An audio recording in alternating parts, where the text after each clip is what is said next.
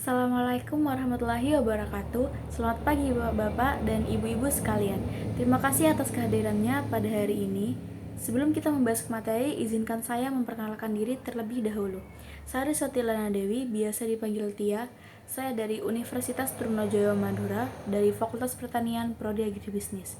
Pada hari ini, kita membahas sesuatu yang sangat penting dan bermanfaat bagi pertanian kita, yaitu teknik jarak tanam jajar legowo. Seperti yang kita ketahui, pertanian adalah tulang punggung perekonomian dari desa kita, dan kita selalu mencari cara untuk meningkatkan hasil panen dan efisiensi lahan. Mari kita simak bersama dan berdiskusi tentang cara terbaik untuk mengoptimalkan hasil panen kita melalui teknik ini. Pada slide pertama ada pengertian jajar legowo. Apa sih itu jajar legowo? Jajar legowo adalah teknik budidaya tanaman padi yang dikembangkan untuk meningkatkan efisiensi penanaman dan hasil produksi. Teknik ini mengatur jarak tanam padi dengan pola baris ganda yang dipisahkan oleh baris kosong.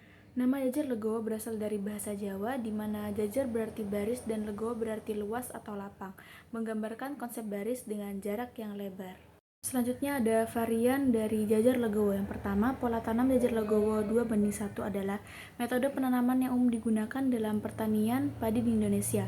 Artinya, untuk setiap 2 baris tanaman utama ditanam 1 baris tanaman sela atau tumpang sari. Pola ini membantu dalam mengoptimalkan penggunaan lahan dan sumber daya, serta meningkatkan efisiensi dalam pengairan dan pemupukan tanaman dari bapak-bapak atau ibu-ibu. Yang kedua adalah pola tanam jajar legowo 4:1, yaitu metode penanaman yang juga sering digunakan dalam pertanian padi di Indonesia. Artinya, untuk setiap 4 tanaman utama ditanam 1 baris tanaman sela. Pola ini mirip dengan pola 2:1. Dan yang terakhir ada pola tanam jajar legowo 6:1, yaitu metode penanaman yang sering digunakan dalam pertanian padi di Indonesia. Artinya, untuk setiap 6 baris tanaman utama ditanam 1 baris tanaman sela.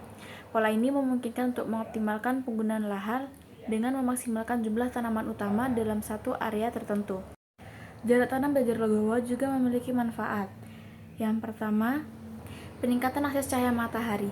Pola jajar legowo memastikan setiap tanaman padi mendapat sinar matahari lebih merata, meningkatkan efisiensi fotosintesis dan pertumbuhan.